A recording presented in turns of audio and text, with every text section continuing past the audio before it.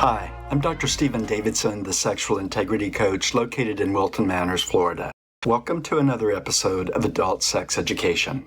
A few weeks ago, I posted a video about male survivors of domestic violence. Some of you reached out to me to share your own stories about abuse by an intimate partner. A few of you reported that you've been in more than one abusive relationship and you wonder if you might be attracted to people who fit the profile of a toxic personality. Individuals who are labeled as toxic frequently meet criteria for such personality disorders as narcissistic, borderline, or antisocial. They definitely have some traits of personality disorders, even if they don't meet all of the clinical criteria. Substance use disorders, financial problems, vocational problems, or legal issues may be present as well. Their behavior isn't related to acute stress that will simply resolve and go away. Instead, it's part of a chronic pattern of emotional dysregulation and relationship conflict. Toxic people often exhibit controlling and manipulative behavior, seeking to have power and dominance over their partner. They may use such tactics as gaslighting, guilt-tripping, and emotional blackmail to manipulate their partner into doing what they want. They might also display a lack of empathy and compassion toward their partner's emotions. They might dismiss their partner's concerns, invalidate their experiences, and show little remorse for their hurtful actions.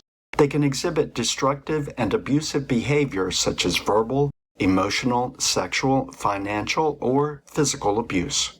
People with toxic personalities can benefit from therapy if they will commit and stay engaged.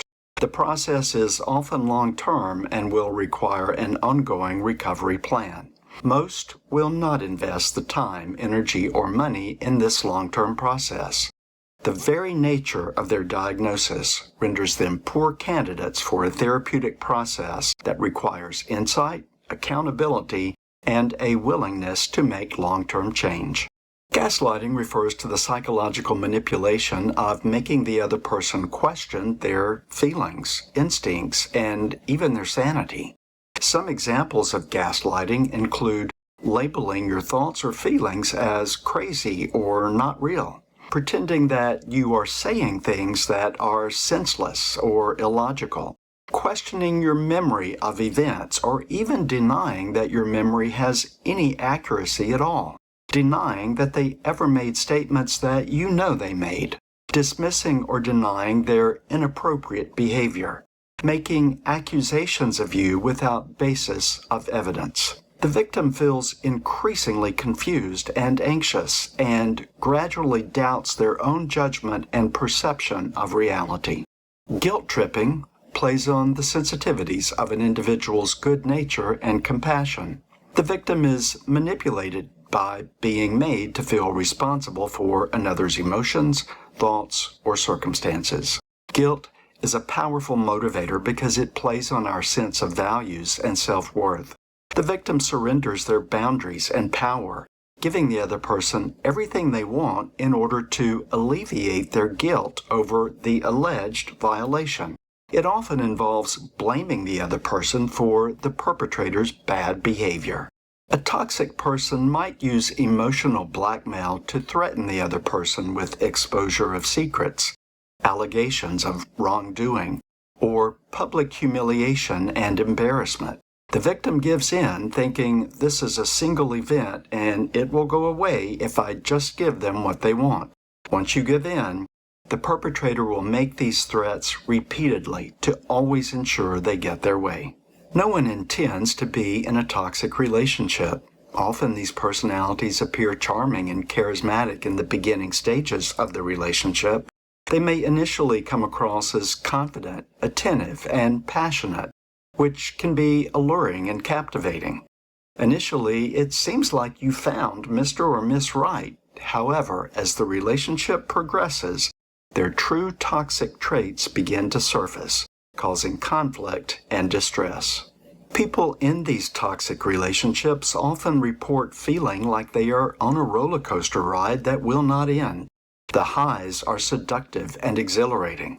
The euphoria of the perpetrator's sex appeal, sense of humor, and charm is balanced by the dysphoria of the conflict and abuse.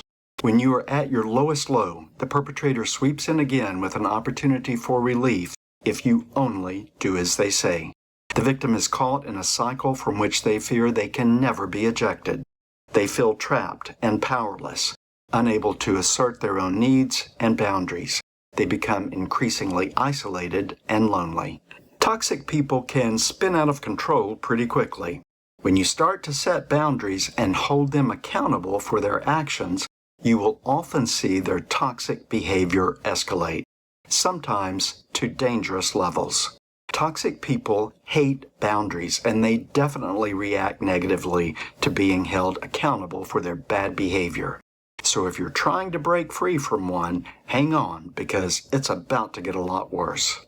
A confident, emotionally healthy person will recognize the toxic traits early in the relationship and take action to break free from the other person before they've experienced too much emotional, physical, or financial damage.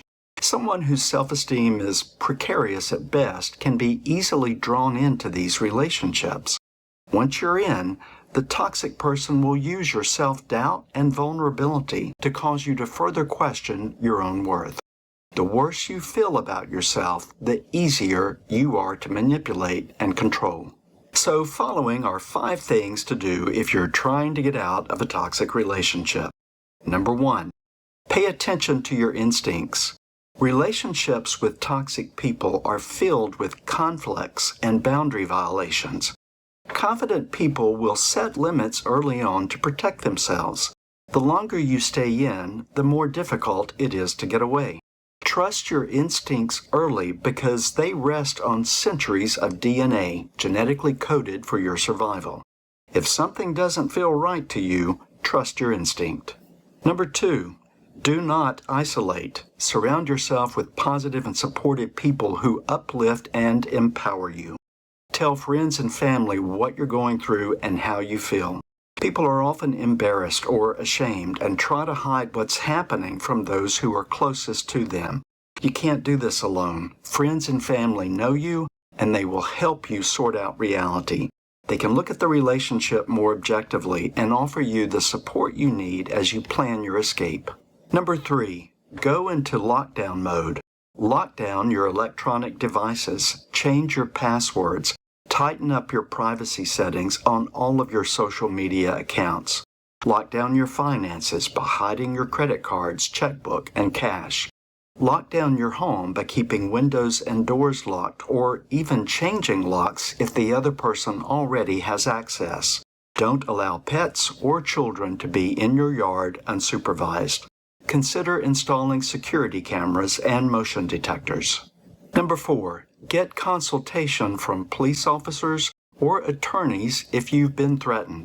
People fear doing so will escalate the other person and make the situation worse.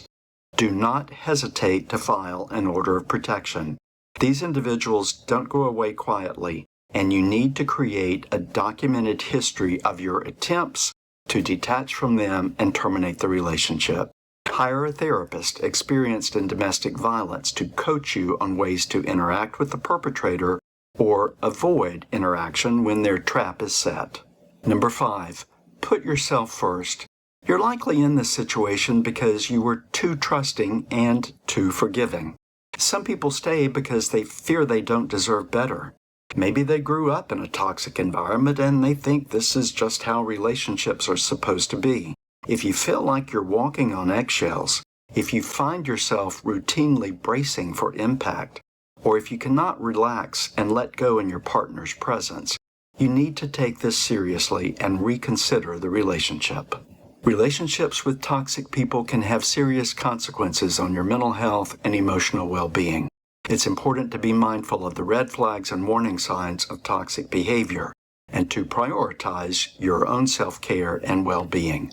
The number, if you need it, for the domestic violence hotline in the U.S. is 1-800-799-SAFE. That's 1-800-799-SAFE. I'm Dr. Stephen Davidson, the Sexual Integrity Coach. Please like this video and subscribe to this channel.